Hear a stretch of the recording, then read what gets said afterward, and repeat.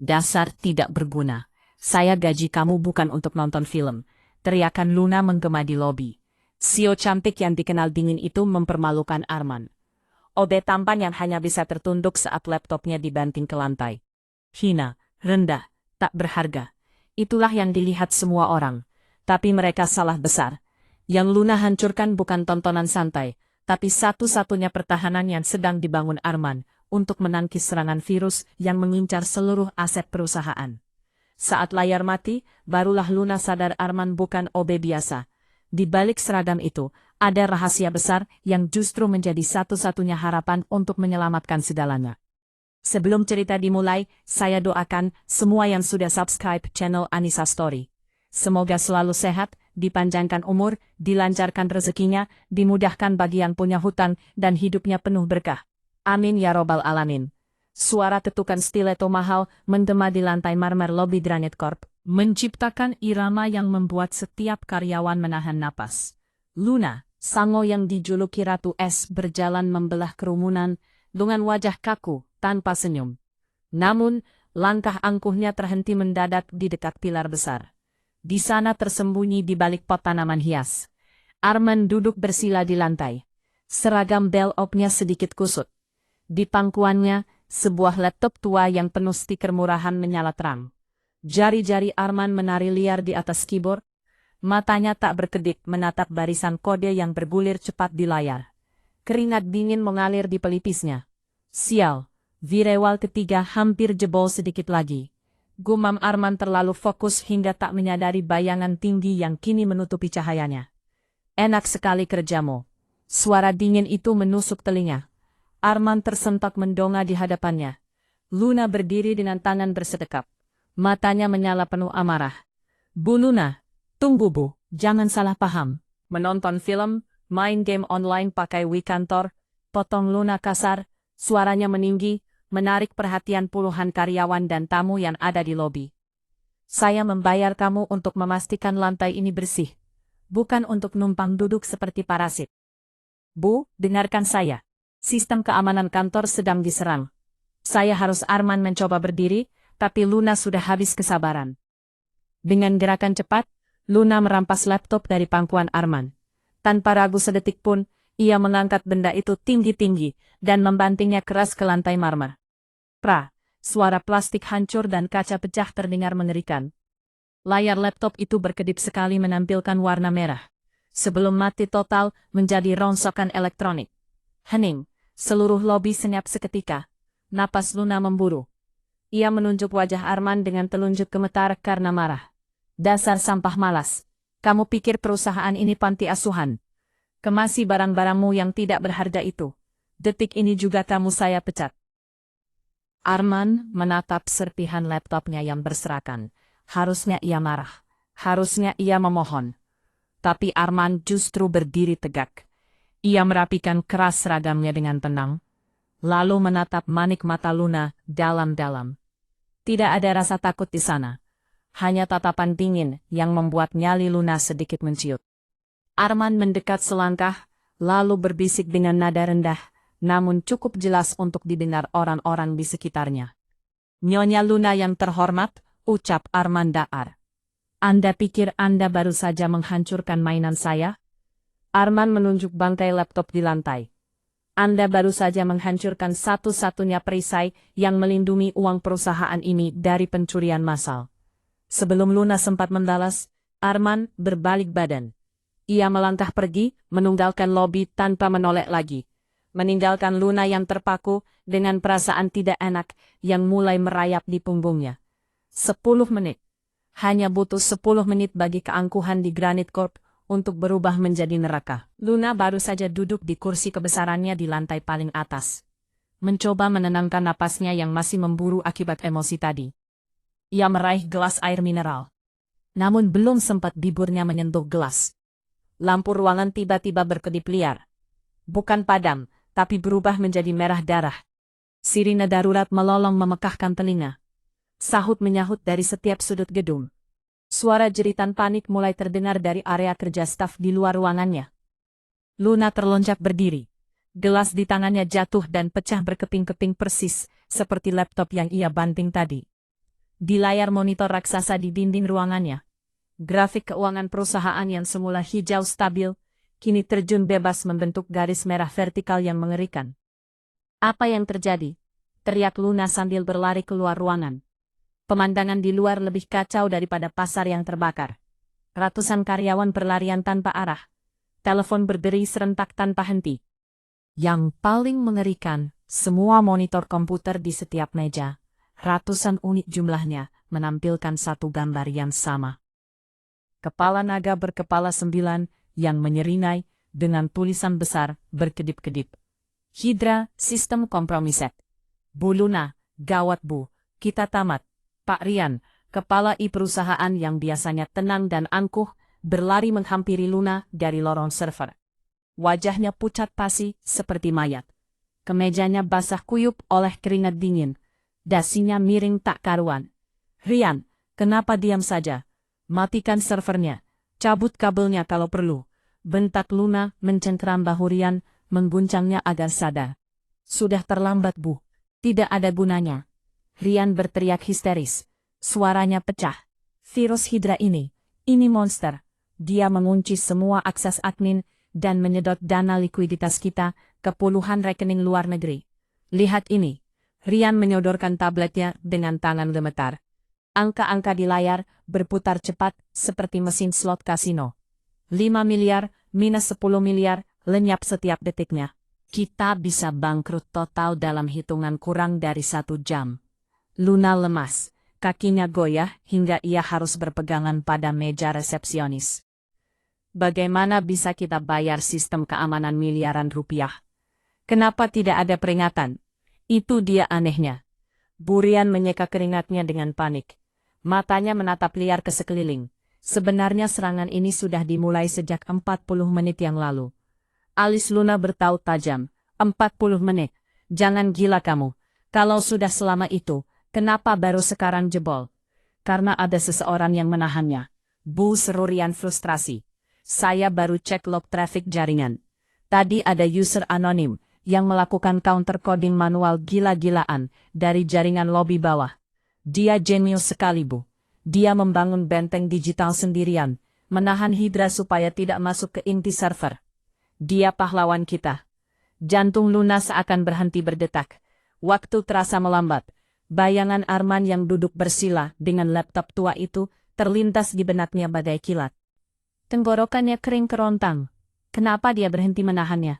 Rian membanting tabletnya ke meja dengan putus asa. "Saya tidak tahu. Tepat 10 menit yang lalu, koneksinya terputus total secara paksa. Sinyalnya hilang mendadak. Seolah-olah alat tempurnya dihancurkan fisik begitu saja saat dia sedang bertarung." Dunia Luna runtuh. Hunter kata itu berdengung di telinganya. 10 menit lalu, lobi, laptop yang dibanting hingga berkeping-keping. Wajah tenang Arman kembali menghantui ingatannya. Tatapan dingin itu, kalimat terakhir itu. "Anda baru saja menghancurkan satu-satunya perisai perusahaan ini." Luna mundur selangkah, menabrak tembok di belakangnya. Matanya menatap nanar ke arah lift. Membayangkan lantai lobi yang kini kosong. Dia tidak memecat sampah. Dia baru saja mengusir satu-satunya dewa penyelamat yang dimilikinya, dan menghancurkan satu-satunya senjata yang bisa menyelamatkan mereka. Teriakan Lunanya nyaris tak terdengar di antara hingar-bingar sirena alarm yang masih melolong. Wajah cantiknya kini kusut, rambutnya berantakan, kepala keamanan berlari mendekat, napasnya terengah. "Nihil Bu, Arman sudah meninggalkan gedung 5 menit yang lalu. Lokernya kosong, dia benar-benar pergi. Ambil data karyawannya di HRD. Kirim alamatnya ke ponsel saya sekarang." Perintah Luna sambil menyambar kunci mobilnya. Ia tidak bisa menunggu sopir. Detik demi detik berlalu. Miliaran rupiah perusahaannya sedang menguap ke udara. 30 menit kemudian, mobil sport mewah Luna harus berhenti di mulut sebuah gang sempit yang becek di pinggiran kota. Ban mobil seharga 3 miliar itu terperosok ke dalam kubangan lumpur hitam. Luna mendengus frustrasi keluar dari mobil tanpa mempedulikan sepatu hak tingginya yang langsung kotor. "Gang Melatih nomor 14, gumamnya membaca pesan di ponsel sambil menahan jijik pada bau selokan yang menyengat. Rumah pos itu tampak tua dengan cat yang mengelupas. Luna menaiki tangga kayu yang berderit ngeri menuju lantai 2. Pintu kamar nomor 4 sedikit terbuka. Dengan ragu, Luna mengetuk, lalu mendorongnya pelan. Pemandangan di dalam membuatnya terpaku. Kamar itu sempit, hanya seukuran 3 kali 3 meter. Tapi tidak seperti bayangannya tentang kamar seorang OB malas. Ruangan itu sangat rapi. Tidak ada kasur empuk, hanya tikar gulung di sudut. Namun dindingnya dipenuhi rak buku buatan sendiri yang berisi literatur berat. Advanced Cryptography, Network Security Architecture, hingga buku-buku filsafat kuno. Di meja kecil, terlihat sketsa topologi jaringan yang sangat rumit. Jauh lebih canggih dari yang pernah dilihat Luna di ruang server kantornya. Arman sedang berdiri membelakangi pintu, memasukkan beberapa baju ke dalam tas ransel usang. "Arman," panggil Luna. Suaranya terdengar asing di telinganya sendiri, lemah dan penuh permohonan. Arman tidak menoleh. Gerakannya tetap tenang, melipat ke meja flanelnya dengan presisi. "Kalau Anda mencari toilet, ada di ujung lorong, Bu. Ini bukan tempat untuk CEO." Luna melangkah masuk, mengabaikan sarkasme itu. "Hentikan, Arman. Kita tidak punya waktu. Perusahaan sedang hancur. Virus itu Hydra. Dia memakan segalanya. Rian bilang cuma kamu yang bisa menghentikannya." Arman akhirnya berbalik. Wajahnya datar tanpa emosi. Namun tatapannya tajam menusuk. "Rian, kepala IT lulusan luar negeri yang gajinya 50 kali lipat gaji saya itu suruh dia kerja. Dia tidak bisa. Tidak ada yang bisa." Luna maju selangkah. Air mata frustrasi mulai menggenang. Gengsinya sebagai atasan sudah ia buang di ambang pintu tadi. "Saya minta maaf soal laptopmu. Saya akan ganti 100 kali lipat. Saya akan naikkan gajimu apapun. Tapi tolong kembali ke kantor sekarang." Arman tertawa kecil. Tawa yang kering dan menyakitkan. Ia menyeleting tas ranselnya, lalu menyampirkannya ke bahu. Uang lagi, gumam Arman sambil berjalan melewati Luna menuju pintu. Seolah Luna hanyalah patung. "Anda belum mengerti juga, Bu Luna." Arman berhenti tepat di samping Luna, tanpa menatapnya. "Saya cuma OB bodoh. Ingat sampah malas yang cuma bisa nonton film. Tangan kotor bekas ngepel lantai ini tidak pantas menyentuh server suci Anda." "Arman, tolong." Suara Luna bergetar hebat. "Pulanglah, Bu." Potong Arman dingin. Melangkah keluar kamar menuju kegelapan koridor. "Cari ahli IP mahal Anda. Biarkan sampah ini pergi ke tempat pembuangan." Luna berdiri mematung di kamar sempit itu, dikelilingi buku-buku jenius milik pria yang baru saja ia buang. Menyadari bahwa ia mungkin baru saja menyegel nasi perusahaannya sendiri. Langit malam seakan runtuh. Hujan badai mengguyur kota tanpa henti selama 3 jam. "Dasar tidak berguna. Saya gaji kamu bukan untuk nonton film." Teriakan Luna menggema di lobi. CEO cantik yang dikenal dingin itu mempermalukan Arman. OB tampan yang hanya bisa tertunduk saat laptopnya dibanting ke lantai. Hina, rendah, tak berharga. Itulah yang dilihat semua orang. Tapi mereka salah besar. Yang Luna hancurkan bukan tontonan santai, tapi satu-satunya pertahanan yang sedang dibangun Arman untuk menangkis serangan virus yang mengincar seluruh aset perusahaan. Saat layar mati, barulah Luna sadar Arman bukan OB biasa. Di balik seragam itu, ada rahasia besar yang justru menjadi satu-satunya harapan untuk menyelamatkan segalanya. Sebelum cerita dimulai, saya doakan semua yang sudah subscribe channel Anissa Story. Semoga selalu sehat, dipanjangkan umur, dilancarkan rezekinya, dimudahkan bagi yang punya hutang, dan hidupnya penuh berkah. Amin ya robbal alamin. Suara ketukan stiletto mahal menggema di lantai marmer lobi Granite Corp, menciptakan irama yang membuat setiap karyawan menahan napas. Luna, Sango yang dijuluki Ratu Es, berjalan membelah kerumunan dengan wajah kaku tanpa senyum. Namun, langkah angkuhnya terhenti mendadak di dekat pilar besar. Di sana tersembunyi di balik pot tanaman hias. Arman duduk bersila di lantai. Seragam bell-op-nya sedikit kusut. Di pangkuannya, sebuah laptop tua yang penuh stiker murahan menyala terang. Jari-jari Arman menari liar di atas keyboard. Matanya tak berkedip, menatap barisan kode yang bergulir cepat di layar. Keringat dingin mengalir di pelipisnya. Sial, firewall ketiga hampir jebol sedikit lagi. Gumam Arman terlalu fokus hingga tak menyadari bayangan tinggi yang kini menutupi cahayanya. Enak sekali kerjamu. Suara dingin itu menusuk telinga. Arman tersentak mendongak di hadapannya. Luna berdiri dengan tangan bersedekap. Matanya menyala penuh amarah. Bu Luna, tunggu bu, jangan salah paham. Menonton film. Main game online pakai Wii kantor. Potong Luna kasar. Suaranya meninggi. Menarik perhatian puluhan karyawan dan tamu yang ada di lobi. Saya membayar kamu untuk memastikan lantai ini bersih. Bukan untuk numpang duduk seperti parasit. Bu, dengarkan saya. Sistem keamanan kantor sedang diserang. Saya harus Arman mencoba berdiri, tapi Luna sudah habis kesabaran. Dengan gerakan cepat, Luna merampas laptop dari tangkuan Arman. Tanpa ragu sedetik pun, ia mengangkat benda itu tinggi-tinggi dan membantingnya keras ke lantai marmer. Prah! Suara plastik hancur dan kaca pecah terdengar mengerikan. Layar laptop itu berkedip sekali menampilkan warna merah. Sebelum mati total menjadi rongsokan elektronik. Hening. Seluruh lobi senyap seketika. Napas Luna memburu. Ia menunjuk wajah Arman dengan telunjuk gemetar karena marah. Dasar sampah malas. Kamu pikir perusahaan ini panti asuhan? Kemasi barang-barangmu yang tidak berharga itu. Detik ini juga, kamu saya pecat. Arman menatap serpihan laptopnya yang berserakan. Harusnya ia marah, harusnya ia memohon. Tapi Arman justru berdiri tegak. Ia merapikan keras seragamnya dengan tenang. Lalu menatap manik mata Luna dalam-dalam. Tidak ada rasa takut di sana. Hanya tatapan dingin yang membuat nyali Luna sedikit menciut. Arman mendekat selangkah.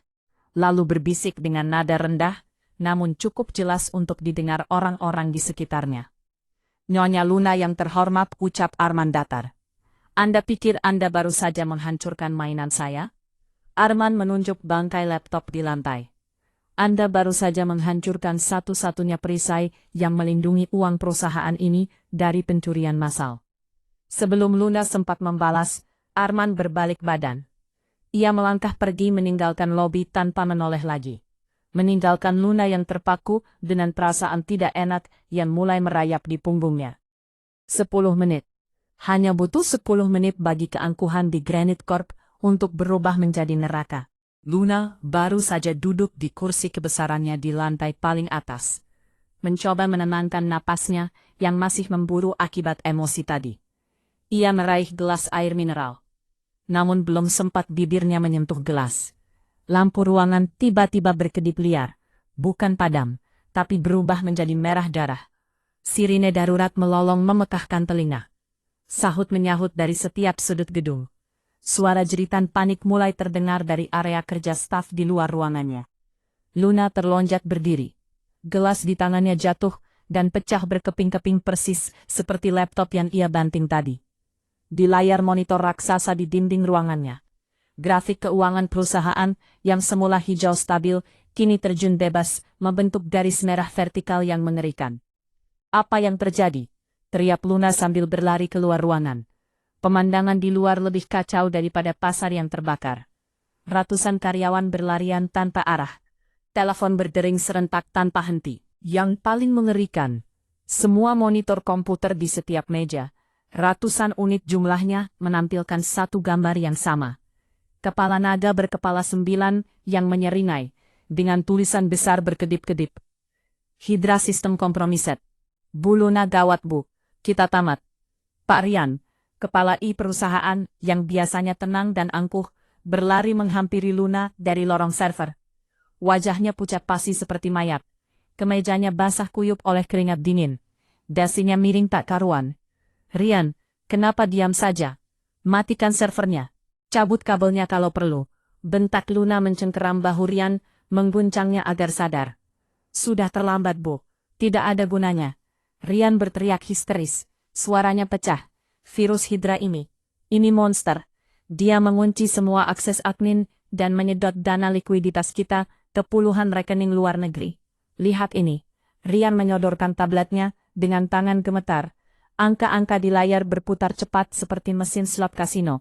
5 miliar minus 10 miliar, lenyap setiap detiknya. Kita bisa bangkrut total dalam hitungan kurang dari 1 jam. Luna lemas. Kakinya goyah hingga ia harus berpegangan pada meja resepsionis. Bagaimana bisa kita bayar sistem keamanan miliaran rupiah? Kenapa tidak ada peringatan? Itu dia anehnya. Bu Rian menyeka keringatnya dengan panik. Matanya menatap liar ke sekeliling. Sebenarnya serangan ini sudah dimulai sejak 40 menit yang lalu. Alis Luna bertaut tajam. 40 menit. Jangan gila kamu. Kalau sudah selama itu, kenapa baru sekarang jebol? Karena ada seseorang yang menahannya. Bu, seru Rian frustrasi. Saya baru cek log traffic jaringan. Tadi ada user anonim yang melakukan counter coding manual gila-gilaan dari jaringan lobi bawah. Dia jenius sekali, Bu. Dia membangun benteng digital sendirian, menahan Hydra supaya tidak masuk ke inti server. Dia pahlawan kita. Jantung Luna seakan berhenti berdetak. Waktu terasa melambat. Bayangan Arman yang duduk bersila dengan laptop tua itu terlintas di benaknya bagai kilat. Tenggorokannya kering kerontang. Kenapa dia berhenti menahannya? Rian membanting tabletnya ke meja dengan putus asa. Saya tidak tahu. Tepat 10 menit yang lalu, koneksinya terputus total secara paksa. Sinyalnya hilang mendadak. Seolah-olah alat tempurnya dihancurkan fisik begitu saja saat dia sedang bertarung. Dunia Luna runtuh. Hunter kata itu berdengung di telinganya. 10 menit lalu, lobi. Laptop yang dibanting hingga berkeping-keping. Wajah tenang Arman kembali menghantui ingatannya. Tatapan dingin itu. Kalimat terakhir itu. Anda baru saja menghancurkan satu-satunya perisai perusahaan ini. Luna mundur selangkah, menabrak tembok di belakangnya. Matanya menatap nanar ke arah lift. Membayangkan lantai lobi yang kini kosong. Dia tidak memecat sampah. Dia baru saja mengusir satu-satunya dewa penyelamat yang dimilikinya.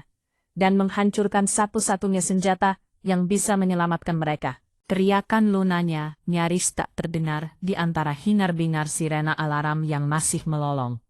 Wajah cantiknya kini kusut. Rambutnya berantakan. Kepala keamanan berlari mendekat. Napasnya terengah. Nihil, Bu. Arman sudah meninggalkan gedung 5 menit yang lalu. Lokernya kosong. Dia benar-benar pergi. Ambil data karyawannya di HRD. Kirim alamatnya ke ponsel saya sekarang. Perintah Luna sambil menyambar kunci mobilnya. Ia tidak bisa menunggu sopir. Detik demi detik berlalu. Miliaran rupiah perusahaannya sedang menguap ke udara. 30 menit kemudian mobil sport mewah Luna harus berhenti di mulut sebuah gang sempit yang becek di pinggiran kota. Ban mobil seharga 3 miliar itu terperosok ke dalam kubangan lumpur hitam. Luna mendengus frustrasi keluar dari mobil tanpa mempedulikan sepatu hak tingginya yang langsung kotor. Gang Melatih nomor 14. Gumamnya membaca pesan di ponsel sambil menahan jijik pada bau selokan yang menyengat. Rumah kos itu tampak tua dengan kat yang mengelupas. Luna menaiki tangga kayu yang berderit ngeri menuju lantai 2. Pintu kamar nomor 4 sedikit terbuka. Dengan ragu, Luna mengetuk lalu mendorongnya pelan. Pemandangan di dalam membuatnya terpaku. Kamar itu sempit, hanya seukuran 3 kali 3 meter. Tapi tidak seperti bayangannya tentang kamar seorang OB malas. Ruangan itu sangat rapi. Tidak ada kasur empuk, hanya tikar gulung di sudut. Namun dindingnya dipenuhi rak buku buatan sendiri yang berisi literatur berat, advanced cryptography, network security architecture, hingga buku-buku filsafat kuno. Di meja kecil terlihat sketsa topologi jaringan yang sangat rumit. Jauh lebih canggih dari yang pernah dilihat Luna di ruangan server kantornya. Arman sedang berdiri membelakangi pintu. Memasukkan beberapa baju ke dalam tas ransel usang. Arman, panggil Luna. Suaranya terdengar asing di telinganya sendiri. Lemah dan penuh permohonan. Arman tidak menoleh. Gerakannya tetap tenang, melipat ke meja flanelnya dengan presisi. Kalau Anda mencari toilet, ada di ujung lorong, Bu. Ini bukan tempat untuk CEO. Luna melangkah masuk, mengabaikan sarkasme itu. Hentikan Arman, kita tidak punya waktu. Perusahaan sedang hancur. Virus itu Hydra.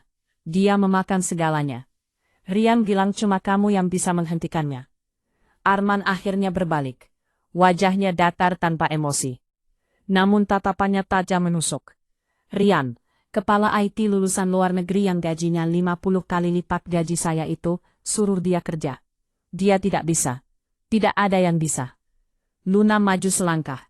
Air mata frustrasi mulai menggenang. Gengsinya sebagai atasan sudah ia buang di ambang pintu tadi. Saya minta maaf soal laptopmu. Saya akan ganti 100 kali lipat. Saya akan naikkan gajimu apapun. Tapi tolong kembali ke kantor sekarang. Arman tertawa kecil. Tawa yang kering dan menyakitkan. Ia menyeleting tas ranselnya, lalu menyampirkannya ke bahu. Uang lagi, uang lagi. Gumam Arman sambil berjalan melewati Luna menuju pintu. Anda belum mengerti juga, Bu Luna. Arman berhenti tepat di samping Luna, tanpa menatapnya. Saya cuma OB bodoh. Ingat sampah malas yang cuma bisa nonton film. Tangan kotor bekas ngepel lantai ini tidak pantas menyentuh server suci Anda. Arman, tolong. Suara Luna bergetar hebat. Pulanglah Bu. Potong Arman dingin. Melangkah keluar kamar menuju kegelapan koridor. Cari ahli IT mahal Anda. Biarkan sampah ini pergi ke tempat pembuangan. Luna berdiri mematung di kamar sempit itu. Dikelilingi buku-buku jenius milik pria yang baru saja ia buang. Menyadari bahwa ia mungkin baru saja menyegel nasib perusahaannya sendiri. Langit malam seakan runtuh. Hujan badai mengguyur kota tanpa henti selama 3 jam, drastis ke level rakyat jelata. Wajah Luna memerah menahan marah. Jaga bicara Anda, Pak. Dia rekan saya. Rekan? Jangan bercanda. Cibir Baskoro. Dengar Luna. Mending kamu jual sisa saham Granite Corp ke saya. Minggu depan, sektor teknologi akan runtuh. Saya baru saja memindahkan semua aset saya ke Barata Mining. Itu baru bisnis cerdas, bukan main rumah-rumahan dengan pria antah berantah ini. Luna hendak membalas, tapi tangan Arman tiba-tiba menyentuh punggung tangannya di atas meja. Sentuhan itu hangat dan menenangkan. Arman mengangkat wajahnya. Tatapannya yang tadi canggung kini berubah seajam silet. Ia menatap lurus ke mata Baskoro. Tuan Baskoro. Suara Arman tenang namun mengintimidasi. Jika saya jadi Anda, saya akan segera menelepon broker saham Anda sekarang. Baskoro mengerutkan kening. Apa maksudmu, bocah? Arman mengambil sermet, membersihkan mulutnya dengan elegan. Anda bilang Barata Mining. Pria di depannya ini bukan sekadar OB. Dia adalah raja yang sedang menyamar. Kamu? Luna menggeleng tak percaya. Senyum lebar merekah di bibirnya. Kamu seksi sekali kalau sedang bicara saham. Arman terset air minumnya. Wajah dinginnya mendadak merah padam. Makanannya datang. Bu, ayo makan. Elaknya cepat berusaha menutupi salah tingkahnya. Suasana di ruang rapat direksi Granite Corp begitu dingin. Sedingin mayat. Luna duduk di ujung meja. Wajahnya pucat pasi. Di layar proyektor raksasa, saldo perusahaan kembali menunjukkan angka merah yang menyakitkan. Hilang lagi 10 miliar rupiah, lenyap dalam 5 menit terakhir. Sudah saya katakan, Bu Luna, jangan memelihara anak macan. Suara Pak Hadi memecah kesunyian. Ia berdiri dengan wajah prihatin yang dibuat-buat, meletakkan tumpukan dokumen di depan para pemegang saham yang sedang murka. Saya sudah melakukan audit forensik dengan tim independen. Ujar Hadi lantang sambil menekan tombol remote. Layar berubah menampilkan deretan log server yang rumit. Siang ini, saat kita lengah, akses root dibuka kembali dan jejak digitalnya mengarah ke satu device. Hadi menunjuk layar. Sebuah foto muncul. Laptop baru yang diberikan Luna kepada Arman, lengkap dengan IP address yang cocok. Dan ini rekamannya. Lanjut Hadi. Video CCTV diputar. Terlihat Arman sedang mengetik di ruang server sendirian. Rekaman yang sudah didebeke dan diedit potongannya. Di video itu, Arman tampak menyeringai licik setelah memasukkan flash data ke server utama. Dia bukan pahlawan. Hasut Hadi berapi-api. Dia adalah pencipta virusnya sejak awal. Dia membuat kekacauan, lalu pura-pura memperbaikinya, agar bisa mendapatkan akses ke ring satu perusahaan. Sekarang setelah dia mendapat kepercayaan Anda, dia merampok kita sampai krim. Pintu ruang rapat terbuka. Arman masuk membawa nampan berisi kopi. Tidak menyadari apa yang terjadi. "Letakkan nampan itu. Dasar maling!" teriak salah satu komisaris. Dua petugas keamanan langsung menyergapnya, memelintir lengannya ke belakang. Kopi tumpah membasahi karpet mahal. "Apa-apaan ini?" desis Arman. Matanya mencari Luna. "Bu Luna." Luna gemetar. Ia menatap bukti di layar lalu menatap Arman. Logika dan hatinya bertarung hebat. Bukti itu terlihat sangat nyata dan faktanya Arman memang jenius. Dia bisa saja melakukan semua ini jika dia mau. "Arman," suara Luna tercekat. Matanya berkaca penuh keraguan. "Katakan padaku, apa benar kamu yang membuat virus itu? Apa semua ini cuma sandiwara?" Pertanyaan itu menghantam Arman lebih keras daripada pukulan fisik. Ia berhenti memberontak. Tubuhnya rileks, tapi matanya memancarkan kekecewaan yang mendalam. "Ibu bertanya." Arman tersenyum getir. "Setelah saya menyelamatkan nyawa perusahaan ini di tengah hujan badai, ibu masih perlu bertanya." "Buktinya ada, Arman. Jawab saja," bentah Hadi. "Percuma," jawab Arman pelan. "Kalau Anda percaya pada kertas sampah itu daripada mata kepala Anda sendiri, maka saya memang salah menilai Anda, Bu Luna. Saya pikir Anda pemimpin yang melihat hati. Ternyata Anda sama butanya dengan mereka." Luna terdiam. Lidahnya keluh. Keraguan sesaat itu sudah cukup untuk menghancurkan segalanya. "Bawa dia," perintah Hadi. Pintu terbuka lebar. 4 orang polisi berseragam masuk. Suara besi beradu terdengar nyaring saat borgol dingin mengunci pergelangan tangan Arman. Saat digiring melewati Luna, Arman tidak menoleh sedikit pun. "Tunggu surat pengunduran diri saya," bisik Arman dingin. "Selamat menikmati kehancuran kalian." Pintu tertutup, Arman hilang di balik koridor. Dibawa menuju mobil tahanan. Luna merosot di kursinya. Air matanya tumpah.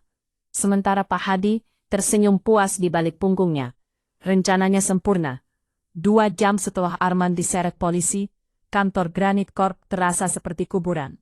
Seolah alam turut menangisi ketidakadilan yang baru saja terjadi. Luna duduk sendirian di ruangannya. Menatap kosong ke arah kursi kosong di sudut ruangan. Tempat Arman biasanya duduk diam sambil membaca buku. "Kau melakukan hal yang benar, Luna. Dia penipu," bisiknya pada diri sendiri. Mencoba meyakinkan hatinya yang terasa perih. Tiba-tiba lampu ruangan mati total. Bukan hanya lampu, AC berhenti mendengung. Kulkas mini mati, indikator telepon mati. Kegelapan total menyelimuti lantai eksekutif. Hanya 1 detik kemudian, seluruh monitor di ruangan itu menyala serentak. Bukan merah seperti sebelumnya, tapi hitam pekat. Hanya ada 1 kotak dialog putih di tengah layar dengan tulisan sederhana yang mengerikan. "Game over, pay or purge." Apalagi ini? Luna bangkit berlari keluar ruangan. Di area staf, kepanikan massal terjadi tapi kali ini berbeda. Tidak ada sirene, tidak ada peringatan. Sistem terkunci mati. Pintu otomatis terkunci. Lift macet di antara lantai dan data perusahaan hilang. Bukan disedot tapi dihapus. "Pak Rian, lakukan sesuatu," teriak Luna. Rian, kepala IT itu sedang berlutut di depan server utama dengan wajah putus asa. "Saya tidak bisa masuk, Bu. Password admin diganti. BIOS dikunci. Ini enkripsi tingkat militer. Kuncinya berubah setiap 0,5 detik. Mustahil ditembus. Gunakan backup yang Arman buat." "Itu masalahnya, Bu," Rian berteriak. Air mata ketakutan mengalir di pipinya. "Saat Bapak Hadi menunjukkan lo palsu tadi, kita mematikan protokol keamanan yang dipasang Arman karena mengira itu virusnya. Ternyata protokol Arman itulah satu-satunya bendungan yang menahan air bah ini. Sekarang bendungannya jebol, kita tenggelam." Suara tepuk tangan pelan terdengar dari arah tangga darurat. Pak Hadi muncul dengan santai. Diterangi cahaya senter dari ponselnya, ia tidak terlihat panik. Ia terlihat menang. "Indah sekali bukan?" ucap Hadi sambil tersenyum miring. "Kehancuran total." Luna menatap wakilnya itu dengan tatapan ngeri. Bapak yang melakukan ini. Saya hanya mempercepat prosesnya." Hadi mengangkat bahu, melempar sebuah map ke meja Luna. "Ini surat pengalihan aset. tanda tangani perusahaan ini atas nama saya, dan saya akan berikan kode kuncinya. Atau biarkan Granite Corp jadi sejarah besok pagi. Kau menjebak Arman, desis Luna. Kemarahan meledak di dadanya, menggantikan rasa takut. Kau memfitnah satu-satunya orang yang bisa menghentikanmu, dan kau mempercayainya. Luna sayang. Ejek Hadi mendekatkan wajahnya ke wajah Luna. Kau sendiri yang mengirim pahlawanmu ke penjara. Kau yang memasang borgol itu. Jangan salahkan aku atas kebodohanmu. Kata-kata itu menampar Luna lebih keras dari visi. Rasa bersalah menghunjam jantungnya. Ia ingat tatapan kecewa Arman. Ia ingat bagaimana pria itu diam saja saat dituduh. Karena tahu Luna tidak mempercayainya. Arman, Luna tidak menyentuh map itu. Ia berbalik badan dan berlari kencang. Mau kemana kau? Lift mati, teriak Hadi. Ia menendang sepatu hak tingginya. Lalu berlari menuruni tangga darurat dengan kaki telanjang. 20 lantai. Ia harus menuruni 20 lantai dan menembus hujan badai. Sistem sudah tidak penting. Uang sudah tidak penting. Yang ada di kepalanya hanya satu. Dia harus bersujud di kaki Arman, memohon ampun dan membebaskan pria itu, bukan untuk menyelamatkan perusahaan, tapi untuk menyelamatkan nuraninya sendiri. Pintu ruang rapat eksekutif didobrak paksa. Napas Luna tersenal-senal. Rambutnya basah kuyup. Kakinya kotor, tanpa alas kaki. Namun, ia tidak sendirian. Di belakangnya, Arman melangkah masuk dengan santai. Kemeja putihnya kusut bekas tidur di sel. Namun, aura yang memancar darinya lebih menakutkan daripada badai di luar. Pak Hadi yang sedang duduk di kursi direktur utama, dengan kaki di atas meja, tertawa terbahak-bahak. Wah, lihat siapa yang kembali. Sang putri dan kesatria gagalnya. Ejek Hadi menepuk tangan lambat-lambat. Luna, kamu pikir membawa mantan narapidana ke sini bisa mengubah nasib? Sistem ini terkunci dengan enkripsi black box. Bahkan pembuatnya pun tidak bisa membukanya tanpa kunciku. Arman tidak menjawab. Ia berjalan tenang melewati Hadi menuju ujung meja rapat. Minggir, ucap Arman datar kepada Rian yang masih menangis di depan laptop. Percuma men, semuanya habis. Isak Rian. Arman mengabaikannya. Ia mengeluarkan sebuah ponsel hitam tipis dari sakunya. Bukan ponsel butut yang biasa ia pakai, melainkan perangkat futuristik tanpa merek. Ia meletakkannya di atas meja, lalu mengetuk layar satu kali. Bip. Layar proyektor raksasa yang tadinya hitam mendadak berkedip. Logo naga hidra yang menguasai sistem bergetar, lalu pecah berkeping-keping. Apa? Hadi menurunkan kakinya, matanya melotot. Bagaimana kau? Itu tidak mungkin. Arman menatap Hadi dengan tatapan bosan. Enkripsi black box itu mainan anak TK. Aku menulis kode dasarnya saat iseng di toilet 5 tahun lalu. Layar di belakang Arman berubah warna menjadi emas elegan. Sebuah logo muncul perisai dengan pedang kembar. Logo yang dikenal oleh setiap orang di dunia teknologi. EIC Global Security. Ruangan itu senyap. Rian ternganga lebar. iGest. Perusahaan keamanan siber nomor 1 di Silicon Valley, yang valuasi asetnya lebih besar dari negara kecil. Arman merogoh saku celananya, mengeluarkan kartu identitas metalik, dan melemparkannya ke meja tepat di depan wajah Hadi. Namaku Arman Wijaya, pendiri dan CEO iGestek, ucapnya dingin. Aku sedang cuti panjang karena muak dengan penjilat sepertimu. Aku jadi OB untuk mencari ketenangan, mencari kesederhanaan, tapi kau malah mengusik tidur siangku. Hadi mundur selangkah. Wajahnya pucat pasi. Ia baru saja menjebak dan memenjarakan salah satu orang paling berkuasa di dunia digital. Kau bohong, teriak Hadi panik. Mari kita lihat kebenarannya. Arman menjentikkan jarinya. Layar proyektor berubah lagi. Kali ini menampilkan peta dunia dengan garis-garis merah yang melesat cepat. Kau pikir menghapus jejak digital itu mudah, Hadi? Suara Arman menggema penuh otoritas. Ini adalah aliran dana perusahaan yang kau curi. Masuk ke 6 bank di Cayman Island. Diputar ke Swiss. Lalu grafik di layar berhenti di satu titik. Sebuah foto buku tabungan muncul, lengkap dengan nomor rekening dan nama pemiliknya. Rekening tujuan Hadi Purnomo. Bank Sentral.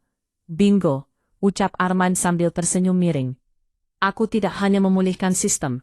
Aku juga sudah mengirimkan bukti transfer ini langsung ke email KPK, Kejaksaan Agung. Dan oh ya, istri Bapak di rumah. Hadi jatuh terduduk di kursi, lemas tak bertulang. Di layar, saldo perusahaan Granite Corp kembali utuh dalam hitungan detik. Hijau. Table. Arman merapikan kerah baju kusutnya, lalu menatap Luna yang masih terpaku tak percaya di ambang pintu. Sistem sudah bersih, Busio, kata Arman lembut kontras dengan kekejamannya pada Hadi barusan. Tapi lantai lobi masih kotor. Saya masih punya tugas mengepel yang belum selesai. Sirine polisi meraung-raung di pelataran gedung Granitor, memecah keheningan malam yang basah. Di ruang rapat, suasana berubah menjadi panggung drama yang tragis bagi Pak Hadi. Lepaskan saya, kalian tidak tahu siapa saya, teriak Hadi saat dua petugas menyeretnya paksa dari kursi kebesarannya. Arman yang kini duduk santai di ujung meja sambil memutar-mutar pena, hanya menatap datar. Kami tahu siapa Anda, Pak. Tahanan KPK, nomor urut sekian. Selamat menikmati rompi oranye. Saat Hadi diseret melewati pintu, ia sempat menatap Luna dengan tatapan memohon. Tapi Luna membuang muka. Pria yang nyaris menghancurkan hidupnya itu, kini tak lebih dari sampah yang harus dibuang. Setelah pintu tertutup dan suara teriakan Hadi menghilang di lorong, keheningan yang canggung menyelimuti ruangan. Para anggota dewan direksi, orang-orang tua yang tadi sore berteriak, maling, dan meludahi Arman, kini menunduk dalam keringat dingin bercucuran di dahi mereka. Pak Burhan, komisaris yang paling vokal menghina Arman, mencoba berdiri. Tangannya gemetar saat ia merapikan dasinya, mencoba tersenyum kaku. Pak Arman, suaranya bergetar. Tentu saja tadi itu hanya kesalahpahaman. Kami hanya terbawa emosi. Kami sangat menghormati Aigistek. Mungkin kita bisa bicara soal investasi jangka panjang. Burhan mengulurkan tangannya, berharap bisa menjabat tangan sang miliarder teknologi. Arman menatap tangan itu, lalu menatap wajah Burhan. Sudut bibirnya terangkat sedikit. Bukan senyum ramah, tapi senyum sinis yang mematikan. Arman mengangkat kedua tangannya di depan wajah Burhan. Maaf, Pak. Ucap Arman tenang. Tangan saya kotor. Bekas mengepel lantai, menyeduh kopi, dan memegang jeruji penjara yang Bapak siapkan untuk saya. Burhan menarik tangannya kembali, seolah tersengat listrik. Wajahnya merah pada menahan malu yang luar biasa. Para direksi lain semakin menunduk. Tak berani menatap mata sang mantan Nobe. Saya sudah membersihkan virus di server kalian. Lanjut Arman sambil berdiri, merapikan kemejanya. Tapi sepertinya virus di kursi direksi ini lebih sulit dibersihkan. Arman berjalan menuju Luna yang masih berdiri mematung di dekat jendela. Tugas saya selesai, Busio, kata Arman pelan. Luna menatap Arman dengan mata berkaca-kaca. Terima kasih, men. Aku akan mentransfer honor konsultasimu. Berapapun yang kamu minta. Arman menggeleng. Tidak perlu. Anggap saja hadiah perpisahan. Jantung Luna mencelas. Perpisahan? Apa maksudmu? Arman menghela napas panjang, menapak sekeliling ruangan mewah itu. Penyamaran saya sudah terbongkar. Saya menjadi OB karena saya ingin ketenangan. Saya ingin hidup di mana orang tidak menilai saya dari isi dompet. Tapi mulai besok, wartawan akan memenuhi lobi. Karyawan akan minta selfie, bukan minta tolong fotokopi. Arman tersenyum getir. Arman, si OB sudah mati malam ini. Saya harus kembali ke dunia saya. Tapi Luna maju selangkah panik, menyergap dadanya. Ia baru saja mendapatkan kembali kepercayaannya, dan sekarang ia akan kehilangan orangnya. Kamu tidak bisa pergi begitu saja. Bagaimana dengan perusahaan? Bagaimana dengan kita? Arman tidak menjawab. Ia hanya menepuk pelan bahu Luna, sentuhan yang sopan, namun terasa sangat berjarak. Jaga perusahaanmu, Luna. Kamu pemimpin yang hebat, kamu hanya dikelilingi orang yang salah. Tanpa menunggu jawaban, Arman berbalik dan melangkah keluar ruangan. Punggungnya yang tegak perlahan menjauh, meninggalkan Luna, yang merasa separuh jiwanya ikut terseret pergi keluar pintu. Hujan badai telah reda, menyisakan aspal basah yang memantulkan cahaya lampu kota. Di depan lobi Granite Corp, sebuah mobil Rolls-Royce Phantom hitam mengkilap, sudah menunggu dengan mesin menyala. Seorang sopir berseragam rapi membukakan pintu belakang, menanti tuannya. Arman berdiri di sana. Ia menatap gedung tinggi tempatnya bekerja selama setahun terakhir sebagai hantu. Ia menarik napas panjang, siap meninggalkan identitas Arman OB, dan kembali menjadi Tuan Wijaya, sang triliuner teknologi. "Tunggu Arman!" Teriakan itu serak dan putus asa. Arman menoleh dari pintu kaca lobi. Luna berlari keluar. Napasnya memburu, kakinya masih telanjang tanpa sepatu, dan gaun mahalnya kotor. Ia tidak terlihat seperti Sio yang berwibawa. Ia terlihat seperti wanita yang takut kehilangan separuh jiwanya. "Jalan Pak," perintah Arman pelan pada sopirnya. Mencoba mengeraskan hatinya. "Aman, kumohon berhenti." Luna nekat menghadang di depan kap mewah seharga puluhan miliar itu. Sopir mengerem mendadak. Arman menghela napas lalu keluar dari mobil. "Pulanglah Luna. Drama sudah selesai. Penjahat sudah ditangkap. Perusahaanmu selamat. Bukan perusahaan yang khawatirkan," seru Luna. Air matanya menetes lagi. Ia melangkah mendekat, mengabaikan tatapan bingung sopir Arman. "Persetan dengan Granny Tech-Corp. Persetan dengan gengsi. Aku tidak peduli kamu, OB, triliuner atau buronan sekalipun." Arman menatapnya datar. "Duniaku rumit. Luna, kamu tidak akan suka. Aku bukan pria manis yang bisa disuruh-suruh lagi. Aku tidak butuh pria manis." Potong Luna cepat. Memberanikan diri, menggenggam tangan Arman yang terasa hangat. "Aku butuh pria yang berani membanting laptopku saat aku salah. Aku butuh pria yang tetap berdiri membelaku, meski seluruh dunia menuduhnya maling." Luna menatap mata Arman dalam-dalam. "Jangan pergi. Aku menolak surat pengunduran dirimu." Sudut bibir Arman terangkat sedikit. Senyum jahil yang sudah lama hilang, kembali muncul. "Oh ya, atas dasar apa Bio menahan saya? Kinerja saya buruk. Lantai kurang bersih."